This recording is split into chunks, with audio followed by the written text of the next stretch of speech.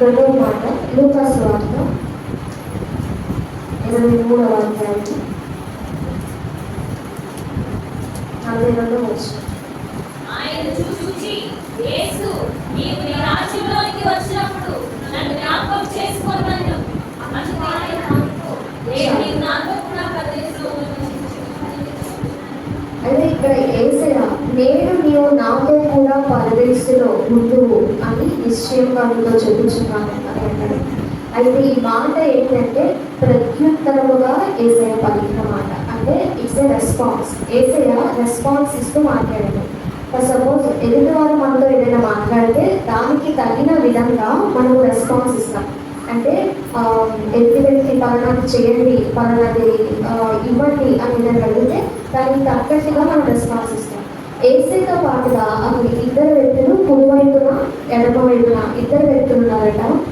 ఆ ఇద్దరు వ్యక్తులను కూడా మాటలు అక్కడ జరిగినట్లుగా వాళ్ళు ఘర్షణ పడతారు. అంటే వాళ్ళు దేని గురించో దెబ్బలాడుకుంటూ ఉంటారు. అంటే వాళ్ళిద్దరిలో ఒక వ్యక్తి యొక్క స్వభావము యేసయ్యకి ఎంతో ఇష్టకరంగా ఉంది. యేసయ్య యొక్క హృదయము అది ప్లీజ్ చేస్తుంది. అందుకనే యేసయ్య ఆ వ్యక్తిని చూసి ఈ మాట పలుకుతాడు. ఈ మాట ఏంటంటే రక్షణని సూచిస్తుంది. యేసయ్య ఆ శిలువలో వేలాడుతూ భయంకరంగా అక్కడ ఉన్న ఆ సైనికుల చేత వారందరి చేత కొట్టబడి ఎంతో భయంకరంగా వారు ఆయన హింసించారు. ఆయన తలపైన ముళ్ళ కిరీటం, ఆయన శరీరం అంతా కూడా గాయాలు, ఎంతగానో ఆయన తన రక్తము చిందిస్తూ ఆ ఎండలో ఉండగా ఆ వ్యక్తి పలికిన ఆ మాటలు విని యేసయ్య హృదయము కదిలిపోవడంట. ఆ హృదయము మాటలు యేసయ్య విని నీవు ఈరోజు నాతో కూడా పరదేశంలో ఉండు అని యేసయ్య చెప్పారు. అయితే రక్షణ అంటే ఏంటి అంటే సపోజ్ ఒక వ్యక్తి ఉన్నట్లయితే ఒక గుంటలో పడిపోతే ఆ వ్యక్తిని బయటికి తీసుకురావాలి అంటే ఆ వ్యక్తి ఎంతగానో ట్రై చేస్తాడు. నేను బయటికి రావాలి. ఆ వ్యక్తి వలన అవ్వకపోతే ఇంకా వేరే యొక్క వ్యక్తి వలన మాత్రమే అవుతుందంటే ఆ వ్యక్తి సహాయం కోసము ఆ వ్యక్తి ఎదురు చూస్తాడు. ఎవరైతే ఆ వ్యక్తిని వెళ్ళి రక్షిస్తాడో అతడే వారిని రక్షించిన రక్షకుడు అవుతాడు. సో మానవాళమైన మనందరము కూడా ఆనాడు ఆదాము దగ్గర నుంచి మనందరము చీకటిలో పాపములో చిక్కుబడిపోయి ఉన్నాం.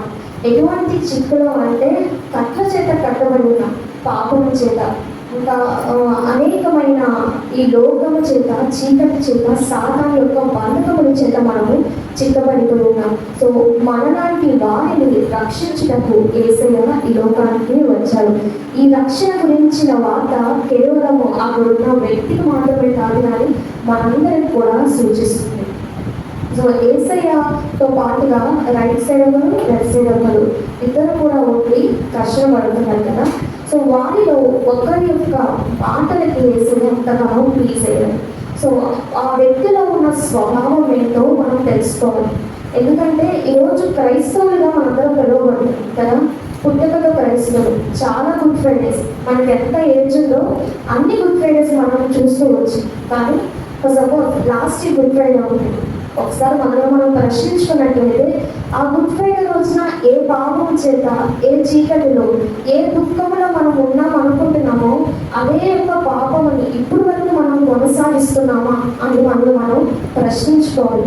ఒకవేళ కొనసాగించినట్లయితే మనం ఎన్ని గుడ్ ఫ్రైడేస్ జరుగుతున్నా వేస్ట్. ఆ వ్యక్తి అక్కడ పలికిన ఆ కొన్ని మాటల వలన మనకి వచనాలు ఒక 2-3 వచనాలు మాటలు ఉంటాయి. ఆ వచనాల మాటల వలన యేసయ్య ఎంతగానో ప్లీజ్ అయ్యారు. సో ఆ వ్యక్తి యొక్క స్వభావము ఎలా ఉందో అని మనం గ్రహించినట్లయితే మనము కూడా యేసయ్యకి ఇష్టమైన వారిగా, ఇష్టలుగా మనము జీవించగలుగుతున్నాము.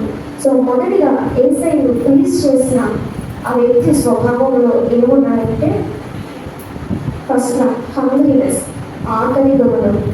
ఆ వ్యక్తి అంత కష్టంలో ఉన్నాడు. ఆ వ్యక్తి అలా చంపబడటప్పుడు నడిపించబడ్డాడు.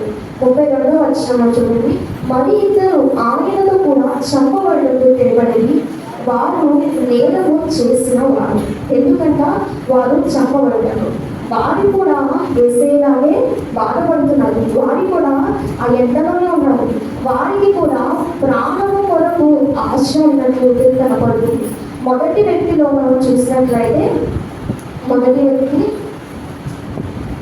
39వ వచనం చూడండి. వేలాడబడిన ఆ నేరస్తులలో ఒకడు ఆయనను దూషించుచు, నీవు క్రీస్తువు కదా, నీవు రక్షించుకొను, మమ్మల్ని కూడా రక్షించమని చెప్పాడు. ఆ వ్యక్తి ఆశ దేనిపైన ఉంది? తన ప్రాణం పైన ఉంది. నువ్వు నన్ను రక్షించు, సో నువ్వు రక్షించుకో, ఆ తర్వాత నన్ను రక్షించు అని చెప్పి ఆ వ్యక్తి తన ప్రాణం కోసం, తన యొక్క ఆశ కోసం ఆ వ్యక్తి అక్కడ కనబడుతుంది. రెండో వ్యక్తి యొక్క ఆశ మనం చూసినట్లయితే, యేసు నీ రాజ్యములోనికి వచ్చినప్పుడు నన్ను జ్ఞాపకము చేసుకున్నాను. సో ఇక్కడ ఈ వ్యక్తి యొక్క హంగ్రీనెస్ అంటే ఆకలి లేదా ఆశ మనకి కనబడుతుంది. ఈ వ్యక్తి దేవుని యొక్క రాజ్యము కోసమే ఆశపడుతున్నాడు. దేవుని యొక్క రాజ్యం కోసమే ఆశపడుతున్నాడు. సో మనము ఈ లోకంలో ఉన్న వాటి కంటే పైన ఉన్న వాటి కొరకు మనము ప్రయాసపడే వాటిగా మనము ఉండాలి. సో ఈ వ్యక్తిలో ఆ స్వభావం మనకి ఖచ్చితంగా కనబడుతుంది. మత్తయి సువార్త 6వ అధ్యాయం 33వ వచనం.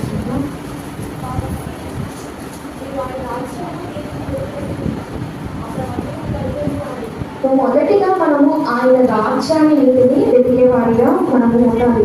సో ఏంటి అంటే ఈ లోకంలో వాటి నిమిత్తమే మనకు ఆశ ఎప్పుడైతే అధికంగా ఉంటుందో దేవుని గురించిన ఆశ మనకి తగ్గిపోతూ ఉంటుంది.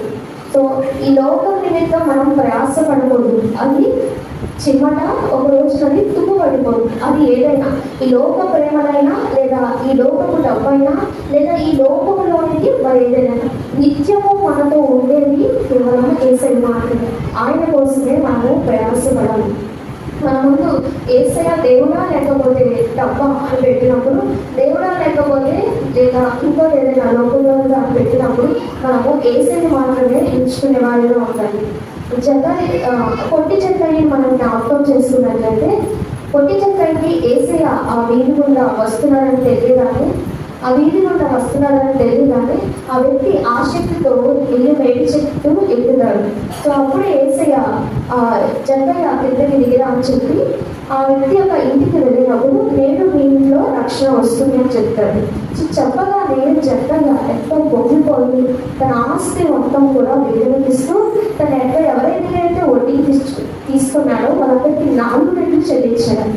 సో యేసయ్య ఎప్పుడైతే తను చూశాడో, యేసయ్య ప్రేమను ఎప్పుడైతే అతను తాకబడ్డాడో యేసయ్య ప్రేమ చేత, వెంటనే ఆ వ్యక్తి లోకంలో ఉన్నవన్నీ కూడా ఇక వృధానే అని చెప్పి వాటన్నిటిని కూడా ఇచ్చేసే స్వభావం ఆ వ్యక్తికి ఉంది. సో ఇక్కడ వేలాడబడుతున్న ఈ వ్యక్తి కూడా ప్రాణం కోసం వేడుకుంటా మొదటిగా కలక. ఈ వ్యక్తి దేని కోసం వేడుకుంటున్నాడు? రాజ్యం కోసము వేడుకుంటున్నాడు. సో మనము కూడా మన ఆలోచన, మన ధ్యాస, మన యొక్క ప్రయాస కూడా దేవుని రాజ్యం కోసం, దేవునికి ఇష్టముగా మనం ఇంకా ఎలా ఉండాలి అని మనము దానికోసం ప్రయాసపడాలి. రెండో మాట మనం చూసుకున్నట్లయితే పశ్చాత్తాపం, రిపెంటెన్స్. లూకా సువార్త 5వ అధ్యాయం 31వ వచనం.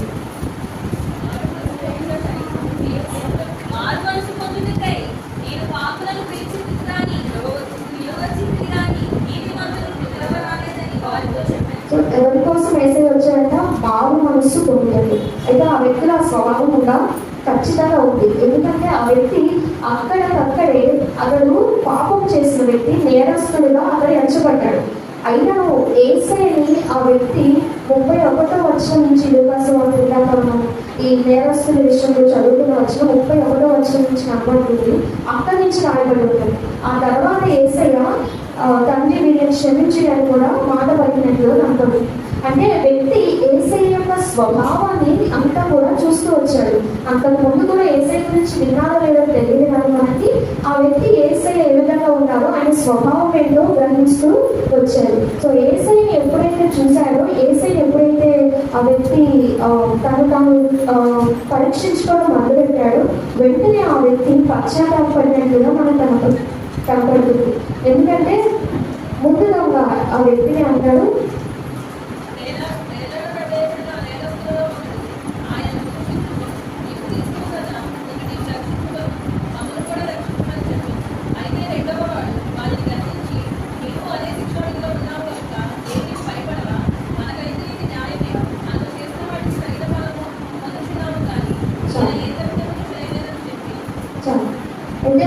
మాకైతే ఇది న్యాయమే, మనము చేసిన వాటికి తగిన ఫలము పొందుతున్నాము. సో ఆ వ్యక్తికి తెలుసు తను చేస్తున్నది తప్పు. సో వాటి నిమిత్తమే అతడు పశ్చాత్తాపం అని యేసయ్య వేడుకుంటున్నాడు. ఈరోజు మనము క్రైస్తవులుగా ఉన్న మనందరం కూడా ఉండాల్సిన మరో లక్షణం ఏంటంటే పశ్చాత్తాపపడడం. సో ఎవరు కూడా పరిశుద్ధులు కాదు కదా. సో బైబిల్ చెప్తుంది మనందరము కూడా పాపులమే. సో ప్రతి దినము మనము పరాగంలో కూడా పాల్గొంటూ ఉంటాము. సో ఏదో ఆచార క్రమంగా మనం పాల్గొనే వాటిగా కాకుండా ప్రతి దినము మనం ప్రభు దగ్గర ప్రశ్నించుకుంటూ మనల్ని మనం పరీక్షించుకుంటూ మనము పశ్చాత్తాపడము. ప్రతి చిన్న విషయంలో కూడా మనము పశ్చాత్తాపడే వారిగా ఉండాలి. ఎప్పుడైతే ఆ హృదయం మనకు ఉంటుందో, పశ్చాత్తాపం పడే హృదయం ఉంటుంది, అప్పుడే మనము పరిశుద్ధులుగా తీర్చిదిద్దబడతాము. ఎందుకంటే శాస్త్రులు పరిసరులు వీళ్ళు కూడా యేసయ్య వెంబడించిన వారు. యేసయ్య ఎక్కడికి వెళ్తున్నా వీళ్ళు కూడా యేసయ్య అంటారా వెళ్ళేవారు. కానీ వీళ్ళు వాళ్ళ యొక్క తప్పులు ఒప్పుకోవడానికి కానీ లేదా యేసయ్య చేసిన కార్యాలు పరలోక సంబంధంగా ఉన్నాయా, ఈయన ఏ విధంగా చెప్తున్నాడు, ఈయన నిజమైన తెలుస్తా అని వాళ్ళు ఆలోచనకు రాలేదు. కానీ యేసయ్య ప్రతి క్షణము వాళ్ళు ప్రశ్నించే రీతిగా వాళ్ళు ఉన్నారనమాట. వాళ్ళు అందుకనే వాళ్ళు ఈ పశ్చాత్తాపం రాలేదు. యేసయ్యని కొద్ది క్షణాలు గమనించిన ఈ రెండవ దొంగ మాత్రము ఈ యొక్క దేవుని యొక్క రాజ్యాన్ని స్వతంత్రించుకున్నాడు. కానీ ఈ పరిసరులు స్వతంత్రించుకోలేకపోయాడు. మూడవది విశ్వాసము. విశ్వాసము లేకుండా దేవునికి ఇష్టమని కూడా అసాధ్యము కదా. సో మనము విశ్వాసములో ఉండాలి, అప్పుడే మనం దేవునికి ఇష్టంగా ఉంటాము. సో మన విశ్వాసము ఎప్పుడైతే క్రియల రూపంలో చూపించగలుగుతామో అదే నిజమైన విశ్వాసం. నువ్వు నీ విశ్వాసము, నాకు అంత విశ్వాసం ఉంది, ఇంత విశ్వాసం ఉంది, నేను అన్ని చేస్తాను, నేను ఇన్ని చేస్తాను అని నీ గురించి నువ్వు ఎంత చెప్పుకున్నా నువ్వు క్రియల రూపంలో నీ విశ్వాసము చూపించాల్సిన సమయంలో సరిగ్గా చూపించలేకపోతే, అంటే విశ్వాసము చూపించాల్సిన సమయం ఎప్పుడు వస్తుంది మనకి?